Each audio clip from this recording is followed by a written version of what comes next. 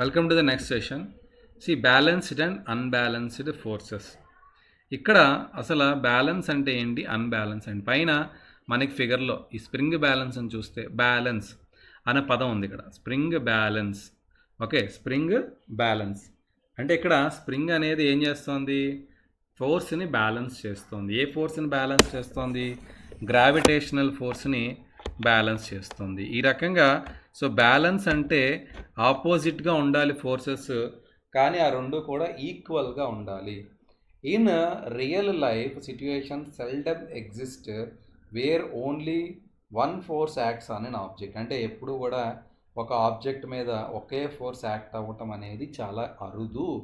ఒకే object మీద number of forces అనేవి act అవుతూ ఉంటాయి సైమల్టేనియస్గా. Usually there is more than one force acting on an object. For example, when you push a box, చిన్న బాక్స్ని అక్కడ ఫింగర్స్ తోటి పుష్ చేస్తున్నారు. పుష్ చేస్తున్నప్పుడు మన ఫోర్స్ హ్యాండ్ తోటి ఆ బాక్స్ని ముందుకు పుష్ చేస్తుంటే అదే బాక్స్కి ఇంకొక సర్ఫేస్కి కింద చూస్తే మీరు ఫోర్స్ ఆఫ్ ఫ్రిక్షనల్ ఫోర్స్ అనేది ఆపోజిట్గా యాక్ట్ అవుతుంది. అలాగంటే సేమ్ టైంలో ఒకే బాక్స్ మీద రెండు ఫోర్సెస్ అనేవి యాక్ట్ అవుతున్నాయి. ఓకే, ఆ రెండు కూడా డైరెక్షనల్గా చూస్తే ఆపోజిట్గా ఉన్నాయి ఒకదానికొకటి. Or take the example of a ball floating on the water. నేను ఇందాక చెప్పినట్టుగా ఒక బాల్ని మీరు వాటర్ మీద పెడితే గ్రావిటేషనల్ ఫోర్స్ ఏమో కిందకు ఉంటుంది, అదే బాల్ మీద బయాంట్ ఫోర్స్ యాక్ట్ అవుతుంది, అది పైకి ఉంటుంది. ఈ రకంగా అక్కడ బాల్ దగ్గర చూస్తే టూ ఫోర్సెస్ ఉన్నాయి. ఒకటి గ్రావిటేషనల్ ఫోర్స్ కిందకి యాక్ట్ అవుతూ ఉంటే, ఎప్పుడు కూడా గుర్తుపెట్టుకోండి గ్రావిటేషనల్ ఫోర్స్ అనేది వర్టికల్లీ డౌన్వర్డ్ యాక్ట్ అవుతుంది. చాలా చాలా చాలా చాలా ఇంపార్టెంట్ పాయింట్. మైండ్లో మీరు ప్రింట్ చేసేసుకోవాలి కొన్ని పాయింట్లు. అందులో ఇలాంటిది ఒక పాయింట్. గ్రావిటేషనల్ ఫోర్స్ అనేది ఎప్పుడు కూడా vertically downward it will act. అలాగే బయాంట్ ఫోర్స్ అనేది ఎప్పుడు కూడా vertically upward it will act. ఈ రెండు కూడా ఫిక్స్డ్ డైరెక్షన్స్. ఎప్పుడు మీరు లైఫ్ టైం గుర్తుపెట్టుకోవచ్చు, ఇది హ్యాపీగా గుర్తుపెట్టుకోవచ్చు. Buoyant force always vertically upward, gravitational force always vertically downward. ఈ రెండు ఎప్పుడు ఆపోజిట్ ఈచ్ అదర్ పని చేస్తాయి.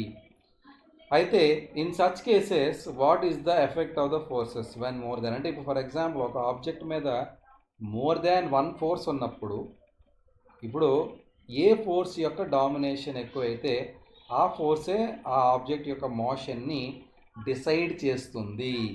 కాబట్టి మోర్ దెన్ వన్ ఫోర్స్ ఉన్నప్పుడు ఈ గ్రూప్ ఆఫ్ ఫోర్సెస్ యొక్క కలెక్టివ్ ఎఫెక్ట్ ఏమిటి అనేది మనకు తెలియాలి.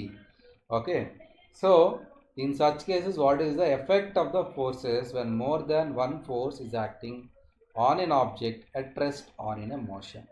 సో మోషన్లో ఉన్న ఆబ్జెక్ట్ అయినా లేదా రెస్ట్లో ఉన్న ఆబ్జెక్ట్ అయినా కూడా more than one force act అవుతున్నప్పుడు ఆ ఫోర్సెస్ యొక్క ఎఫెక్ట్ అనేది ఏ రకంగా ఉంది అనేది మనకి తెలుసుకోవాలి. Have you ever played a game of tug of war when two teams pull at a rope opposite direction. మనం అందరం కూడా గేమ్ ఆడే ఉంటాం. టగ్ ఆఫ్ వార్, రెండు టీమ్స్ ఉంటాయి, ఒకళ్ళు ఇటు లాగుతూ ఉంటారు, ఒకళ్ళు అటు లాగుతూ ఉంటారు.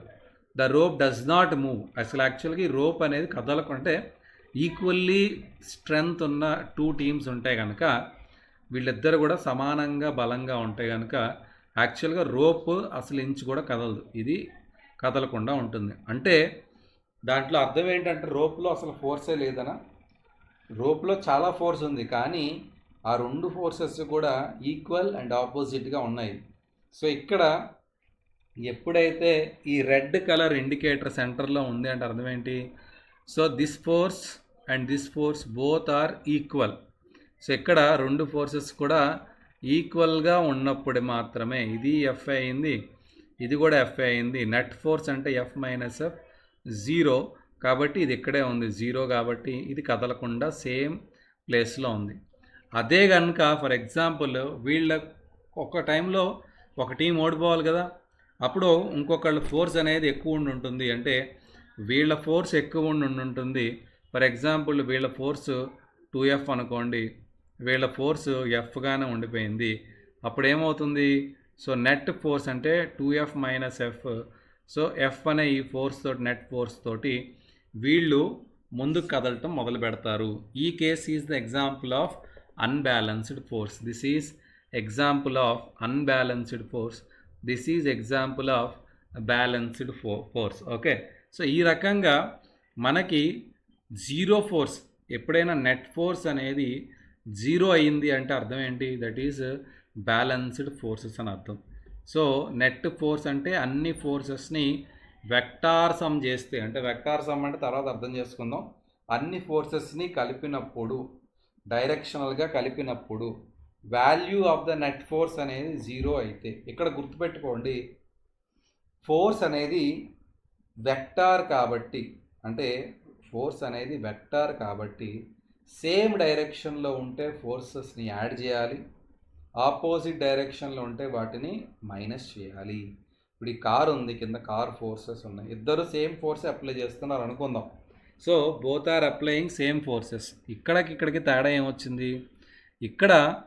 ఇక్కడ ఫోర్స్లో ఇదొక ఫోర్స్ ఎఫ్ అనుకోండి, ఇదొక ఫోర్స్ ఎఫ్ అనుకోండి. ఇక్కడ నెట్ ఫోర్స్ ఏమో 2F అయింది, F ప్లస్ F 2F అయింది.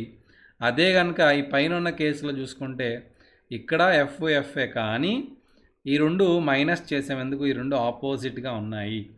డైరెక్షనల్గా ఆపోజిట్గా ఉన్నప్పుడు మైనస్ చేయాలి. ఓకే, అంటే మైనస్ ఎందుకు చేసామంటే ఫర్ ఎగ్జాంపుల్ ఈ ఫోర్స్ ప్లస్ ఎఫ్ అయితే ఈ ఫోర్స్ మైనస్ ఎఫ్ అవుతుంది. అంటే డైరెక్షన్, వెక్టార్ అంటే ఏంటి? డైరెక్షన్ కూడా ఉంటుంది కదా, కాబట్టి ఒకదానికి ప్లస్ చేస్తే ఇంకోదాన్ని మైనస్ చేయాలి. సో ఈ రకంగా బ్యాలెన్స్డ్ అండ్ అన్బ్యాలెన్స్డ్ ఫోర్సెస్ గురించి మనం చూస్తాము. ఓకే, సో ఇక్కడ కొన్ని ఎగ్జాంపుల్స్ ఇచ్చాడు. రెండు ఫోర్సెస్ ఉన్నాయి, 3 కేసెస్లో కూడా మీరు అబ్జర్వ్ చేస్తే జాగ్రత్తగా అర్థం చేసుకోండి. ఓకేనా, ఇవన్నీ బేసిక్స్ అన్నమాట. ఫౌండేషన్స్ ఎంత స్ట్రాంగ్గా ఉంటే తర్వాత మీరు అంత బాగా గ్రో అవుతారు లైఫ్లో. కాబట్టి ఫౌండేషన్స్ని చాలా స్ట్రాంగ్గా అర్థం చేసుకోండి. ఇక్కడ రెండు ఫోర్సెస్ కూడా సేమ్ డైరెక్షన్లో ఉన్నాయి కాబట్టి 10, ఇది కూడా +10 అవుతుంది, ఇది కూడా +6 అవుతుంది. ఈ రెండు కూడా సేమ్ డైరెక్షన్లో ఉన్నాయంటే ప్లస్ చేయొచ్చు. So +10 + 6, okay, then it is 16. జాగ్రత్తగా చూడండి, ఇక్కడ ఇది ఈ డైరెక్షన్ని ప్లస్ అనుకుంటే, ఓకేనా, ఈ డైరెక్షన్ని +10 అనుకుంటే ఇది ఆపోజిట్గా ఉంది కాబట్టి మైనస్ డైరెక్షన్ అవుతుంది. సో దీనికి ఆపోజిట్గా ఉంది కాబట్టి ఇది ప్లస్ అయితే ఇది మైనస్ అవుతుంది. So 10 - 6 is 4. 10 - 6 ఈజ్ 4. ఇంకోటి జాగ్రత్తగా వినండి, ఇక్కడ చిన్న కిటుకుంటుంది. ఇప్పుడు ఇందాక మనం ఏం చేసాం, దీన్ని ఇటువైపు పెద్ద నెంబర్ ఉంది కాబట్టి దీన్ని ప్లస్ అనుకున్నాము. ఇప్పుడు మీరు కావాలంటే దీన్ని కూడా ప్లస్ అనుకోవచ్చు. అంటే డైరెక్షన్, ఈ డైరెక్షన్ని ప్లస్ అనుకోవచ్చు, ఈ డైరెక్షన్ని మైనస్ అనుకోవచ్చు. సో ఇక్కడ కూడా 10 - 6 చేశాను. ఏ డైరెక్షన్ +10, ఈ డైరెక్షన్ ప్లస్ అనుకున్నాను.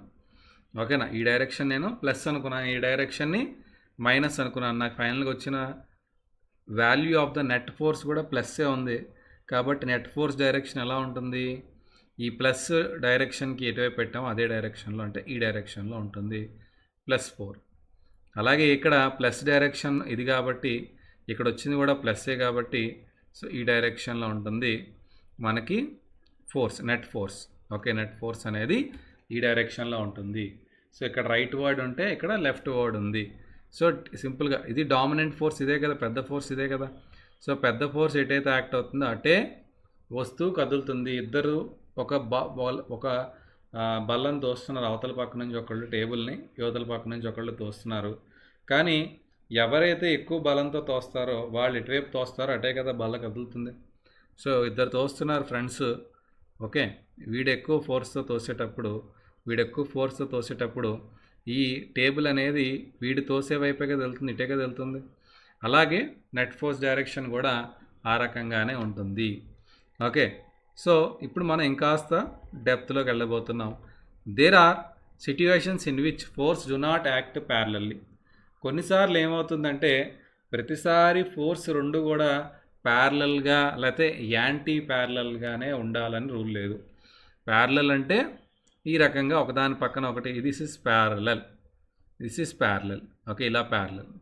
యాంటీ ప్యారలల్ అంటే ఇలా ఒకటి, ఇలా ఒకటి, or opposite to each other, anti parallel అని అనొచ్చు లేదా ఆపోజిట్ కూడా అనుకోవచ్చు. అలా కాకుండా ఒక ఫోర్సు ఇలా యాక్ట్ చేస్తూ ఇంకో ఫోర్సు ఇలా కూడా యాక్ట్ చేయొచ్చు. ఎప్పుడు కూడా ప్యారలల్గానే యాక్ట్ చేయాలని రూల్ లేదు. కాబట్టి ఇలాగా ఒక యాంగిల్లో అంటే విత్ సమ్ యాంగిల్తో ఇవి కనుక యాక్ట్ అయితే అప్పుడు ఫోర్స్ అనేది ఏ రకంగా ఉంటుంది అనేది మనకి లేటర్ క్లాసెస్లో తెలుస్తుంది, పెద్ద క్లాసెస్లో తెలుస్తుంది.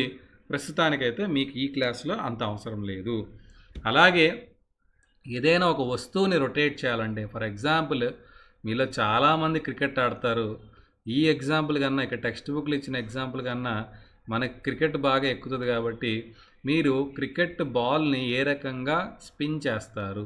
సో మీరు ఒక బాల్ని తీసుకున్నప్పుడు మీరు మీ ఫింగర్స్, ఒక ఫింగర్ ఇటు పెడతారు, ఒక ఫింగర్ ఇటు పెడతారు, థంబ్ ఫింగర్ ఒక పక్క పెడతారు, 4 ఫింగర్స్ మిగతా ఫింగర్స్ అన్నీ ఇంకో పక్క పెడతారు. మీరు అవతల పక్క ఫింగర్స్ని ఒకవైపు రొటేట్ చేస్తే యువతల పక్క ఫింగర్స్ని ఇంకోవైపు రొటేట్ చేయడం ద్వారా ఈ బాల్ని మీరు రొటేట్ చేయగలరు. అంటే 2 ఫోర్సెస్ని మీరు విత్ సమ్ డిస్టెన్స్, అంటే మన ఫింగర్స్కి మధ్యలో ఉన్న బాల్ ఉంటుంది, ఆ డిస్టెన్స్లో మీరు ఏం చేస్తారు, ఒక ఫోర్స్ని అప్లై చేస్తారు. ఆ ఫోర్స్ ఎలా అప్లై చేస్తారు? విత్ సమ్ డిస్టెన్స్లో ఈ రెండు ఆపోజిట్గా యాక్ట్ అవుతాయి. అలాంటప్పుడు బాల్ అనేది రొటేట్ అవుతుంది. అలాగే ఇక్కడ సైకిల్ని చూపించాడు. సైకిల్ని రొటేట్ చేయాలంటే ఒక చేత్తో ఫోర్స్ని ఇటు లాగాలి, ఇంకో చేత్తో ఫోర్స్తో అటు తొయ్యాలి. అప్పుడు సైకిల్ అనేది రొటేట్ అయ్యే ఆబ్జెక్ట్ ఒక పక్క నుంచి ఇంకో పక్కకి రొటేట్ అయ్యింది. అంటే ఇలా వెళ్ళాల్సిన సైకిల్ వీల్ రొటేట్ అయ్యి ఇలాగా తిరిగింది. సో ఈ రొటేషన్ తీసుకురావడానికి మనం ఏం చేసాం, ఇలా 2 opposite forces with some distance మనం అప్లై చేసాము. అలాగే బాల్ని రొటేట్ చేసేటప్పుడు కూడా, స్పిన్ చేసేటప్పుడు కూడా మనం అదే చేస్తాము. ఇవన్నీ కూడా మనం హయ్యర్ క్లాసెస్లో కొంచెం డెప్త్లో తెలుసుకుంటాము. Okay, so pause and ponder చూసి ఆశ్చర్యపోండి కాసేపు. A weight lifter lifts a barbell, list 2 forces acting on the barbell. Are these forces balanced if the weight lifter keeps the barbell steady. ఇప్పుడు చూడండి జాగ్రత్తగా.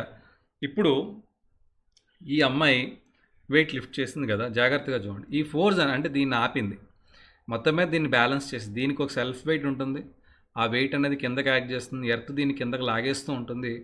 అయినా కూడా ఈ వెయిట్ లిఫ్టర్ ఏం చేశారు, దీన్ని ఆపారు. ఈవిడ ఎలా అప్లై చేశారు, ఈవిడ ఫోర్సెస్ని ఈ హ్యాండ్స్ ద్వారా అప్లై చేశారు. అంటే ఈవిడ ఫోర్సెస్ని ఇలాగా అప్లై చేశారు, ఈ బార్బెల్ మీద ఫోర్సెస్ ఈ రకంగా అప్లై చేశారు. ఈ ఫోర్సెస్ రెండు కూడా సో ఇక్కడ కలుస్తున్నాయి. సో ఈ ఫోర్సెస్ రెండు కూడా నెట్ ఫోర్స్ ఈ రకంగా యాక్ట్ అవుతుంది. ఈ రెండింటి ఫోర్సెస్ యొక్క నెట్ ఫోర్స్ ఈ రకంగా యాక్ట్ అవుతుంది. సో ఈ నెట్ ఫోర్స్ అనేది దీని యొక్క, ఈ రెండింటి ఫోర్సెస్ యొక్క నెట్ ఫోర్స్ కిందకి యాక్ట్ అవుతుంది.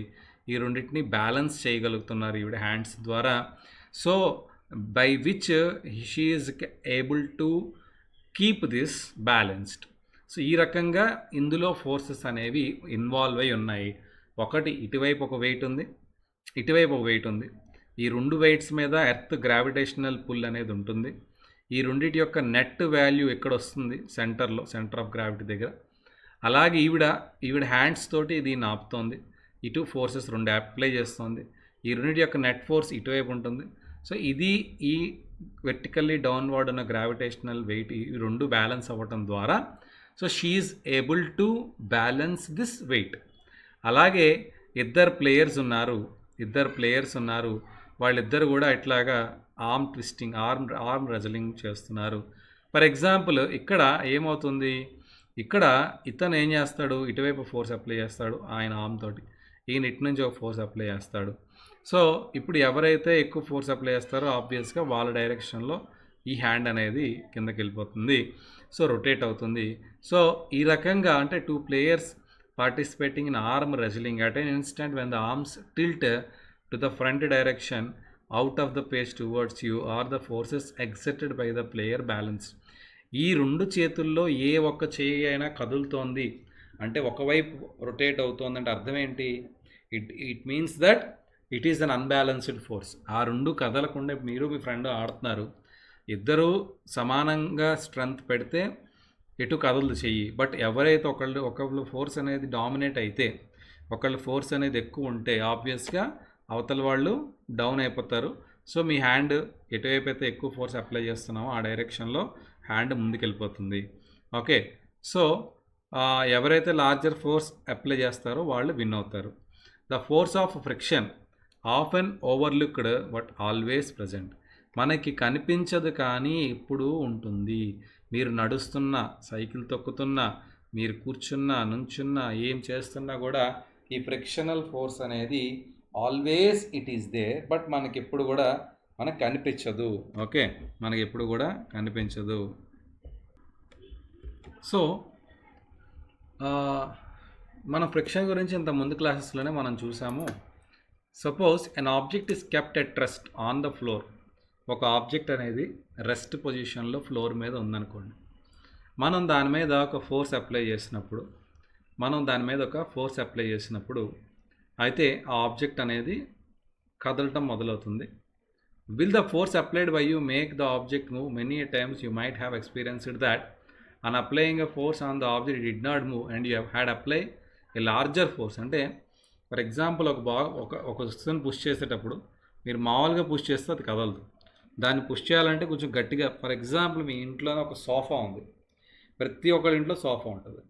ఒకవేళ ఆ సోఫాని మనం పుష్ చేయాలనుకుందాం, మీరు చాలా గట్టిగా లాగితే అది వస్తుంది, అంతే తప్ప సింపుల్గా ఏదో ఒక చేతితో లాగితే రాదు.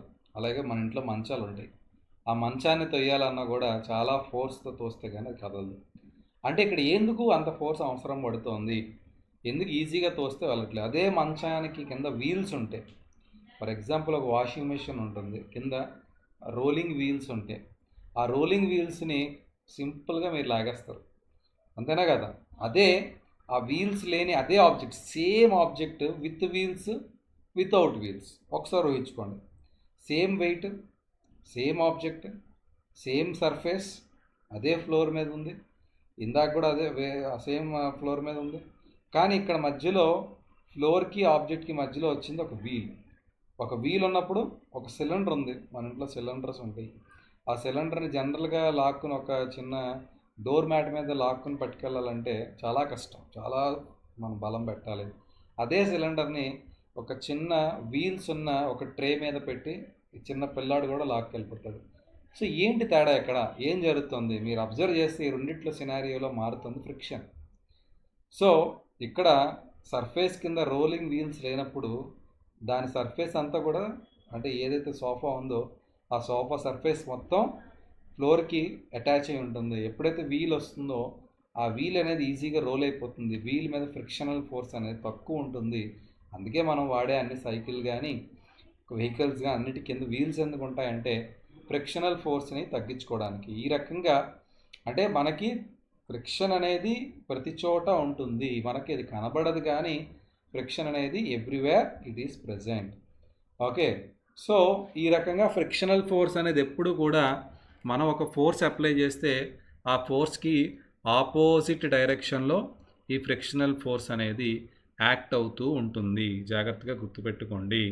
సో ఎప్పుడైతే నువ్వు ఫ్రిక్షనల్ ఫోర్స్ని ఓవర్కమ్ చేసి ఎక్కువ ఫోర్స్ అప్లై చేస్తావో, మళ్ళీ చెప్తున్నా, ఎప్పుడైతే మనం ఫ్రిక్షనల్ ఫోర్స్ని ఓవర్కమ్ చేసి ఎక్కువ ఫోర్స్ అప్లై చేస్తామో అప్పుడు మాత్రమే ఈ ఆబ్జెక్ట్ అనేది ముందుకి కదులుతుంది. ఫ్రిక్షన్ని ఓవర్కమ్ చెయ్యాలి.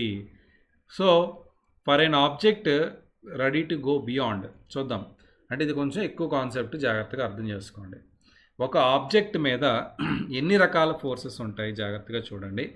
దీన్ని నేను సపరేట్గా చెప్తాను, వేరే పేజీలో చెప్తాను, జాగ్రత్తగా చూడండి. అయితే ఇక్కడ ఒక ఆబ్జెక్ట్ మీద ఒక ఆబ్జెక్ట్ ఇలా ఉంది, ఒక ఆబ్జెక్ట్ ఉంది. సో ఇలా ఒక ఆబ్జెక్ట్ ఉంది, సోఫా ఉంది. ఈ సోఫాకి ఎప్పుడు కూడా సెల్ఫ్ వెయిట్ ఉంటుంది. సోఫా యొక్క వెయిట్ అదే m/g which is called gravitational force, దాన్ని మనం వెయిట్ అంటాము. అలాగే ఈ సోఫాని బ్యాలెన్స్ చేస్తుంది ఫ్లోర్. అంటే ఈ సోఫా కిందకి వెళ్ళిపోవట్లేదు కదా, ఎర్త్లో పైన మీ యొక్క సర్ఫేస్ ఫ్లోర్ మీద నిలబడి ఉంది. అంటే ఫ్లోర్ ఈ సోఫా యొక్క బరువుని ఎవరు మోస్తున్నారు? ఫ్లోర్ మోస్తుంది. కాబట్టి ఫ్లోర్ దీనికి ఆపోజిట్గా ఒక రియాక్షన్ ఇస్తుంది. ఆ రియాక్షన్ పేరే ఏంటంటే నార్మల్ రియాక్షన్. ఈ పేరేంటి? Normal reaction. ఎందుకు దీనికి నార్మల్ రియాక్షన్ అని పేరు పెట్టారంటే, ఫస్ట్ ఆఫ్ ఆల్ ఇది రియాక్షన్. రియాక్షన్ ఎందుకైంది? ఇది action. Action is your weight. ఈ యాక్షన్కి వచ్చిన వెయిట్ పెట్టకపోతే ఇది ఉండదు. ఈ యాక్షన్కి ఉండేదే రియాక్షన్. సో ఈ యాక్షన్ ఎవరిచ్చారు? సోఫా యొక్క బరువే యాక్షన్. ఆ బరువుకి ఆపోజిట్గా వచ్చిందే రియాక్షన్. అయితే ఈ రియాక్షన్ ఎలా ఉంది? ఇది సర్ఫేస్ అయితే, ఫర్ ఎగ్జాంపుల్ ఇది కదా నువ్వు సోఫా పెట్టిన సర్ఫేస్. ఈ సర్ఫేస్కి కరెక్ట్గా 90 డిగ్రీలో ఉంది, నార్మల్గా ఉంది. కరెక్ట్గా నీ సర్ఫేస్కి, ఇది నీ సర్ఫేస్, ఈ సర్ఫేస్కి ఇది ఎంత డిగ్రీలో ఉంది? 90 డిగ్రీలో ఉంది. కాబట్టి ఇది నార్మల్గా ఉంది. ఈ రియాక్షన్ ఎలా ఉంది? నార్మల్గా 90 డిగ్రీస్ యాంగిల్తో ఉంది. కాబట్టి దీన్ని మనం నార్మల్ రియాక్షన్ అంటాము. అయితే ఇక్కడ ఇప్పుడు నువ్వు కదపడానికి ఈ ఆబ్జెక్ట్ని, సోఫాని తోయటానికి నువ్వు ఒక ఫోర్స్ అప్లై చేసావు. దాన్ని అప్లై చేసావు కాబట్టి అప్లైడ్ ఫోర్స్. ఈ ఫోర్స్ని ఏమంటాం మనం అప్లై చేసాం కాబట్టి దీన్ని మనం అప్లైడ్ ఫోర్స్ అంటాము. దీన్ని మనం ఏమంటాము? అప్లైడ్ ఫోర్స్ అంటాము. ఈ అప్లైడ్ ఫోర్స్కి ఆపోజిట్గా ఎక్కడ యాక్ట్ చేస్తుంది? కరెక్ట్గా సర్ఫేస్ దగ్గర యాక్ట్ చేస్తుంది. సర్ఫేస్ దగ్గర ఈ అప్లైడ్ ఫోర్స్ను సోఫాని ఎక్కడ దోస్తావు?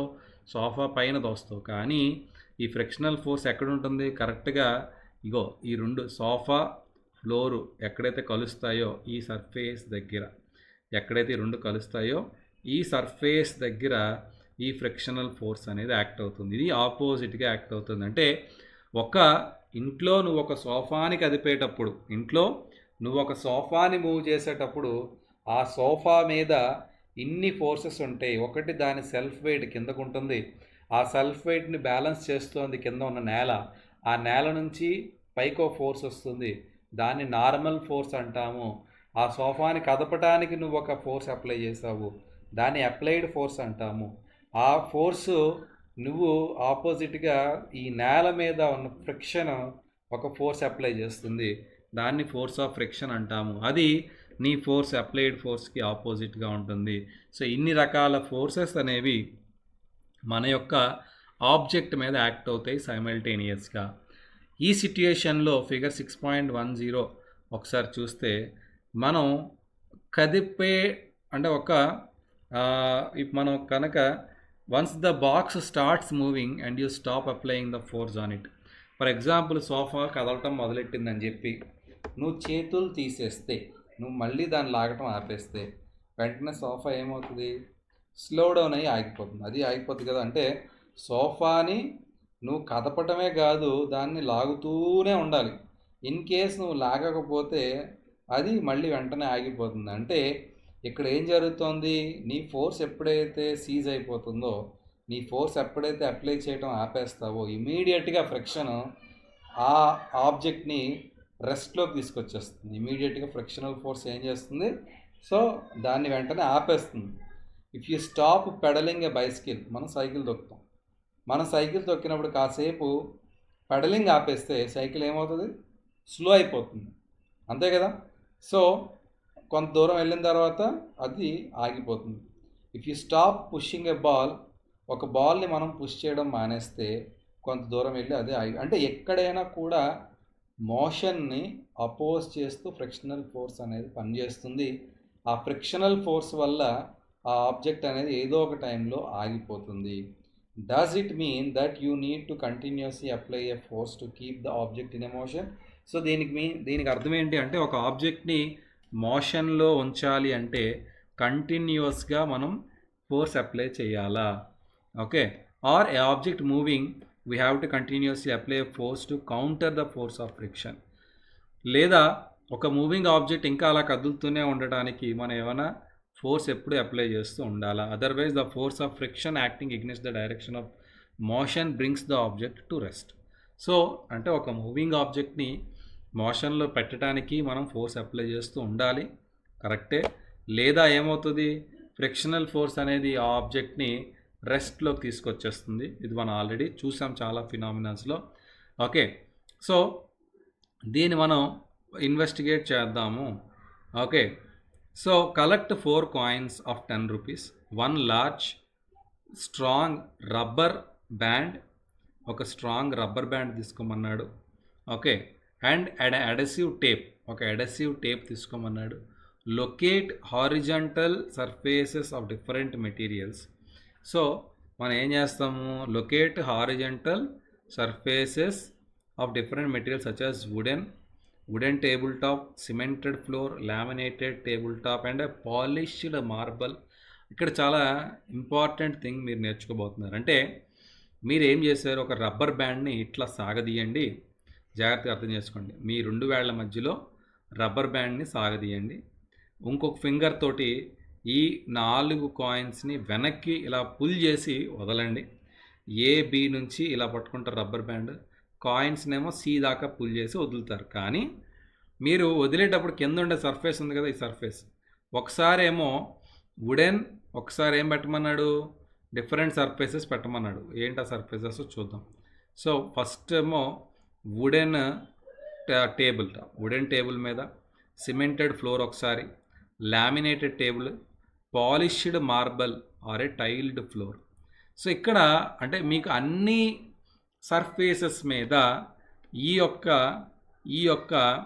ఈ కాయిన్స్ అనేవి సమానమైన దూరానికి వెళతాయా లేదా, ఓకే, లేదా కొన్ని చోట్ల ముందుకి కొన్ని చోట్ల వెనక్కి వెళ్తాయా అంటే డెఫినెట్గా కొన్ని సర్ఫేసెస్ మీద అవి ఎక్కువ దూరం ట్రావెల్ చేస్తాయి, కొన్ని సర్ఫేసెస్ మీద తక్కువ దూరం ట్రావెల్ చేస్తాయి. అది ఎందుకు అంటే holding the ends of the rubber band repeat, అంటే ఇక్కడ దీన్ని మనం రిపీట్ చేయమని ఇప్పుడు చెప్పినంత ఆ కాయిన్స్ అన్నీ కూడా వదులుతూ ఉండాలి ప్రతి సర్ఫేస్ మీద. Okay. So before you release the stack of coins it is stationary. It means that the force acting upon it are balanced. So మనం ఫింగర్తో వెనక్కి లాగి ఉన్నాం, అప్పుడు మనం ఫింగర్ తీయనంత వరకు కూడా అవి స్టేషనరీగా ఉన్నాయంటే అర్థం ఏంటి, మనం రబ్బరు దాన్ని పుల్ చేసాం, ఆ రబ్బర్ ఇప్పుడు ఏం చేస్తుంది, దాన్ని ముందుకు తోస్తుంది, అది తొయ్యకుండా మనం ఫింగర్ దాన్ని బ్యాలెన్స్ చేసాము. ఎప్పుడైతే ఫింగర్ తీసేసామో అవన్నీ కూడా కదలటం మొదలెట్టాయి. ఓకే, అవన్నీ కూడా కదలటం మొదలెట్టాయి. అయితే సో ఎప్పుడైతే by the stretched rubber band forward direction of the stack of coins అట్స్ moving. So coins అన్నీ మూవ్ అవ్వడం స్టార్ట్ అయ్యాయి. అంటే the coins start moving means that the force applied by the rubber band is larger. అంటే rubber band ఈ stack of coins మీద ఒక force apply చేసింది. ఆ ఫోర్స్ అనేది కాయిన్స్ కదిలాయి అంటే అర్థం ఏంటి, ఫోర్స్ ఆఫ్ ఫ్రిక్షన్ కన్నా ఎక్కువ ఉందని అర్థము. ఓకేనా. సో నెట్ ఫోర్స్ వల్ల ఈ స్టాక్ ఆఫ్ కాయిన్స్ అన్నీ కూడా ఫార్వర్డ్ డైరెక్షన్లో మూవ్ అయ్యాయి. ఓకే. సో నెట్ ఫోర్స్ వల్ల ఇవన్నీ కూడా ఫార్వర్డ్ మోషన్లో మూవ్ అయ్యాయి. సో కొంతసేపటికి ఈ మోషన్ అనేది జీరో, రెస్ట్కి వచ్చేస్తుంది. ఓకే, ఇవన్నీ కూడా రెస్ట్కి వచ్చే లోపల కొంత దూరం ట్రావెల్ చేసి రెస్ట్కి వస్తాయి. However the moment of the stack of coin loses contact with the rubber band, the force due to rubber band is no longer acting on it. ఎప్పుడైతే ఈ స్టాక్ ఆఫ్ కాయిన్స్ అనేవి రబ్బర్ బ్యాండ్ వదిలేసి ముందుకు వచ్చేసాయో ఇంకా rubber band యొక్క force అనేది దీని మీద ఇంకా లేదు, రబ్బర్ బ్యాండ్ ఫోర్స్ అనేది ఆగిపోయింది. ఇంకా దీని మీద ఉన్న ఏకైక ఫోర్స్ ఏంటి, ఫ్రిక్షనల్ ఫోర్స్ మాత్రమే. ఈ ఫ్రిక్షనల్ ఫోర్స్ ఏం చేస్తుంది, దానికి ఆపోజిట్గా పనిచేస్తుంది కాబట్టి మెల్లమెల్లగా అవి కొంత దూరం ట్రావెల్ చేసి ఆగిపోతాయి. Even though the rubber band is stretched by the same amount in each case. అన్ని కేసెస్లో కూడా రబ్బర్ బ్యాండ్ని మనం సి అనే ఒక పాయింట్ దగ్గరికి అంటే సేమ్ డిస్టెన్స్లోనే పుల్ చేసినప్పటికీ కూడా ఒక్కొక్క ఆబ్జెక్ట్లోని ఒక్కొక్క దూరం ట్రావెల్ చేస్తాయి. ఒక ఆబ్జెక్ట్లో ఎక్కువ దూరం ట్రావెల్ చేస్తాయి, ఒక ఆబ్జెక్ట్ మీద తక్కువ దూరం ట్రావెల్ చేస్తాయి. అంటే అర్థం ఏంటంటే ఇక్కడ మనకు తెలుసుకోవాల్సిన ఇంపార్టెంట్ పాయింట్ ఏంటంటే ఈ ఫ్రిక్షనల్ వాల్యూ అనేది, ఈ ఫ్రిక్షన్ యొక్క వాల్యూ అనేది సర్ఫేస్ ప్రాపర్టీ, అంటే మనం నడిచే సర్ఫేస్ యొక్క ప్రాపర్టీ. ఫర్ ఎగ్జాంపుల్ మీరు నడుస్తారు, రోడ్డు మీద ఈజీగా నడుస్తారు, ఇసుకలో ఈజీగా నడవలేరు, వాటర్లో కూడా ఈజీగా నడవలేరు, రోడ్డు మీద ఈజీగా నడవగలుగుతారు. అదే ఒక ఆయిలీ సర్ఫేస్ మీద ఈజీగా నడవలేరు, సోపీ సర్ఫేస్ మీద ఈజీగా నడవలేరు, వెరస్ నీట్గా డ్రైగా ఉన్న సర్ఫేస్ మీద ఈజీగా నడవగలరు. అంటే ఎక్కడైతే ఫ్రిక్షన్ అనేది, అంటే ఫ్రిక్షన్ మీరు స్కూల్లో కూడా మీరు ఏం చేస్తారు, కారిడార్స్లో జనరల్గా ఫాస్ట్గా వెళ్ళి స్కిడ్ అయ్యి ముందుకు జారుతూ ఉంటారు. సో ఈ జారే క్రమంలో ఒకవేళ మీరు ఒక అరటి తొక్క మీద కాలేస్తే ఎక్కువ దూరం వెళ్ళి జారుతారు, అంతే కదా. అంటే అరటితో ఆయిలీ సర్ఫేస్ ఉందనుకో ఇంకా ముందుకు వెళ్తారు. అదే నార్మల్ డ్రై సర్ఫేస్ ఉందనుకోండి పెద్దగా స్కిడ్ అవ్వలేరు. సో స్కిడ్డింగ్ అనేది ఈ skidding depends on surface friction. So surface friction ఎక్కువ ఉంటే మీరు ఆ స్కిడ్ అనేది ఎక్కువ దూరం వెళ్ళదు, మీ లెగ్స్ ముందే ఆగిపోతారు. సర్ఫేస్ స్మూత్గా ఉందనుకోండి ఎక్కువ దూరం మీరు స్కిడ్ అవ్వగలుగుతారు. ఈ రకంగా ఫ్రిక్షన్ అన్న ప్రాపర్టీ మనకి డిఫరెంట్ సర్ఫేసెస్లో డిఫరెంట్ దూరం తీసుకెళ్తుంది. సో యాక్టివిటీ 6.2 అనేది నెక్స్ట్ సెషన్లో తెలుసుకుందాం. Thank you so much.